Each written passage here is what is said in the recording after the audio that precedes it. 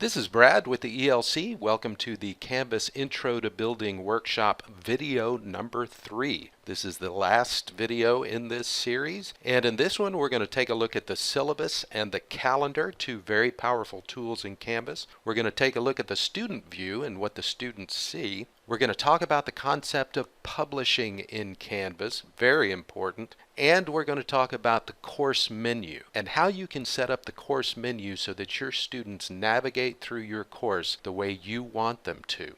So let's get started. Now, one of the things that I want to show you is Canvas's version of the syllabus. Right over here you have a syllabus link. So let's click on that, and what does it show us? That assignment that we just added into week 1 module is now listed here in the syllabus. Monday, May 23rd is when it's due, and it's due by 2 p.m. Any assignment, quiz, discussion, anything that has a due date that you add in your course is going to be automatically entered into the syllabus down here at the bottom. Now, the great thing about the syllabus is that you can also put your syllabus into the syllabus. So if I edit the syllabus description, now you can simply choose File and put a link in here to your syllabus, or you can also copy and paste your syllabus into this area. So I want to show you what that looks like. I'm going to go over here to my content and current syllabus and schedule. So I'm going to look at that Word document. It's important that you enable editing up here, and then I'm just going to Control All and Control Copy, which is Control C, and then I'm going to go back to my canvas, come into the text box, and Control V. And now everything is in there. Click Update Syllabus, and now this is what we look like. This is the entirety of the syllabus right here in Canvas for the student, and then again down at the bottom, anything that you put in with a due date is going to populate down here. Now I want to show you another really cool feature of Canvas, and that is the Canvas calendar. As you can see, the calendar lives over here on the user level. So go ahead and click on Calendar. This calendar for both the professor and for the student is a calendar of all their courses. All their assignments, everything from each course is going to be listed on this calendar. This is why the color coding is actually important. And if you get into your calendar and you see that a couple of courses have a color that are a little bit too similar, you can once again change that here. You don't have to go back to the dashboard. You can simply click the little ... choose another color, and choose Apply. Now, I'm looking for the assignment. I thought I put it on the 23rd, but I don't see it here. Why would that be? I will tell you why that is. I'm going to go back into that course. And as you can see, this is grayed out. Vocabulary worksheet is what I added, and it's grayed out. This one's green. This one's grayed out. This little cloud button right here is the Publish button. And publishing is very important. If you don't publish something, then the students will never see it. So you got to publish it. And once you click that button, it goes from a grayed out with an X to a green cloud with a check mark. And so now I'm going to go back over into my calendar, and it's still not there. Oh, I don't have the calendar listed. Got to check it. There it is. As you can see, I have a lot of courses in here, and I can adjust which courses I see in the calendar just by clicking on and off in the little checkbox over here. So now I see my vocabulary worksheet assignment right there on the 23rd like I put it. One of the greatest aspects of Canvas is that you can be looking at your calendar here and say, wow, we just had a snow day last week, so I need to give them a little more time to finish that vocabulary worksheet. Let's move it to the 25th.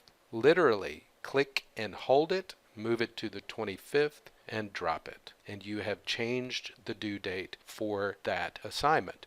If your students have set up notifications to where they will be notified of such a change, either immediately or daily, then they're going to get that notification. In Blackboard, if you changed an assignment due date like that, you would need to create an announcement and send it to them. You might even email them separately for that to just make sure that they got it.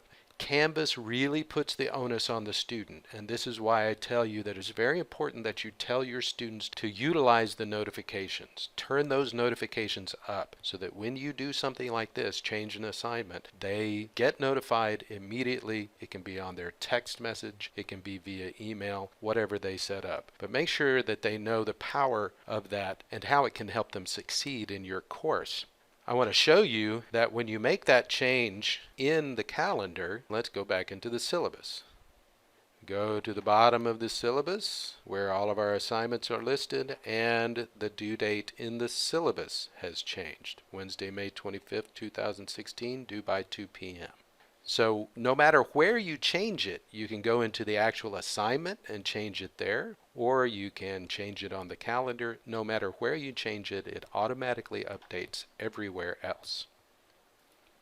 So we've built some content for our students. Let's take a look at what this looks like from the student view.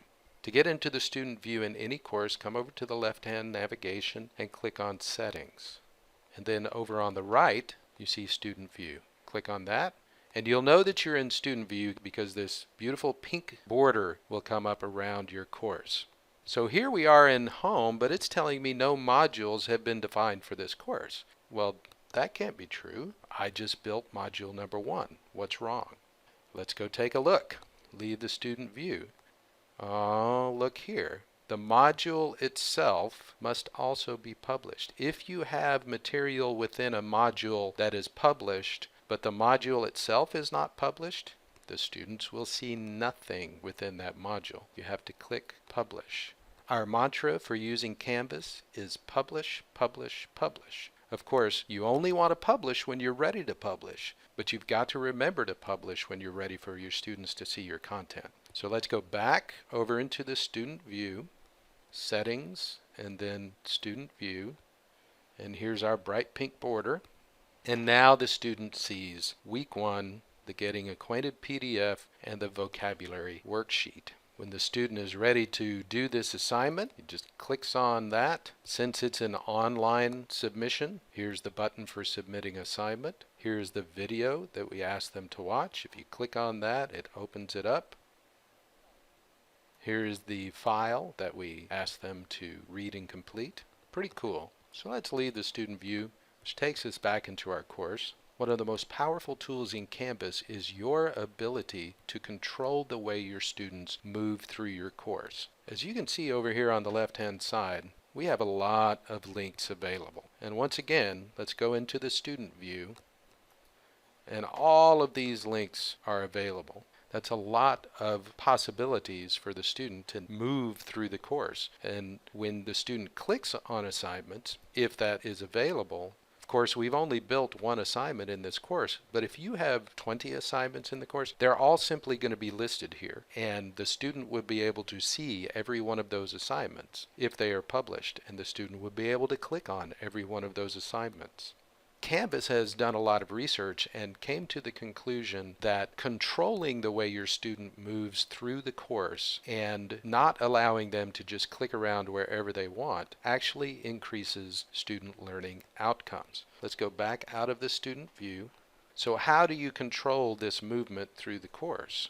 Come down here to Settings, and in the Settings area you see a set of tabs up at the top, one of which is Navigation. Click on that. And adjusting what your students see is actually very simple. All you have to do is click on something up top and drag it down to the bottom. So I'm literally going to drag each of these down to the bottom. I do want them to see modules. I don't want them to see quizzes. Why don't I want them to see quizzes? Well, I'm going to show them the quizzes or tests that they take via the modules. I'm going to allow them to see it when I want them to see it. If the quizzes link is available to the student, when they click on it, they're going to see every quiz in the course, and they can go and pick and choose whenever they want.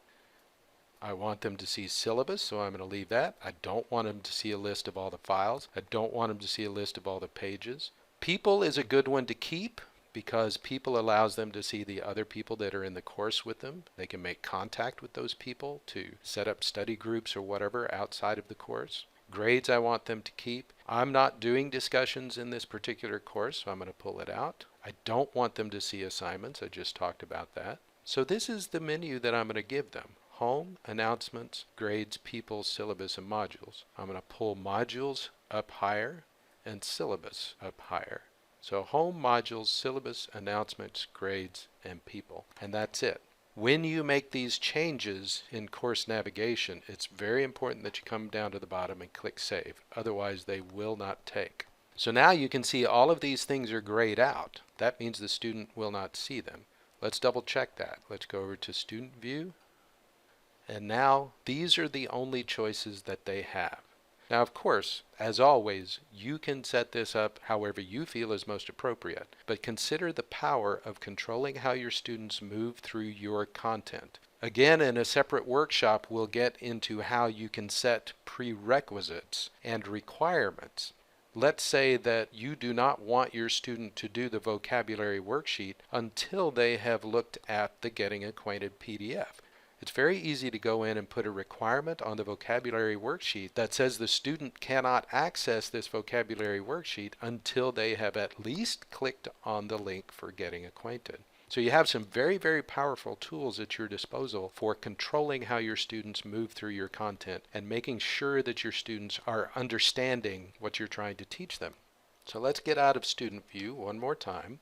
And the last thing that I want to show you is a pretty nifty tool called the Course Setup Checklist. Now, we didn't use it for this particular situation, but when you start copying your courses for next semester, moving them from this Canvas shell into your next semester's Canvas shell, one of the things that you can use is right over here on the right called Course Setup Checklist. And if you click on that, it literally shows you a checklist of to-do items. When you do one of these, it automatically puts a check mark. Now that, of course, does not necessarily mean that you're done importing content, but it's telling you that you have made progress there. This is just a pretty cool little tool that helps you make sure you haven't forgotten anything as you're setting up your course. So feel free to take advantage of that as well. That's about it for today. We went over a lot of stuff. I threw a lot of stuff at you. The beautiful thing about a video, of course, is that you can go back and watch it over and over again until you understand everything that I talked about. We also will have many more workshops available to you for the features within Canvas. We'll have a modules workshop that tells you all about how to best use modules. We have workshops on grading and the gradebook, and many, many other features workshops. All of these resources are available in Cougar Web. If you go to the Faculty tab, just click on eCollin Learning Center, and you'll be able to find which workshops are available in the near future. I appreciate you listening today, and always remember that the ELC is here for you during this transition to Canvas. Give us a call, shoot us an email, come to one of our workshops, and we'll help make this as easy for you as possible. Thanks, and have a great day.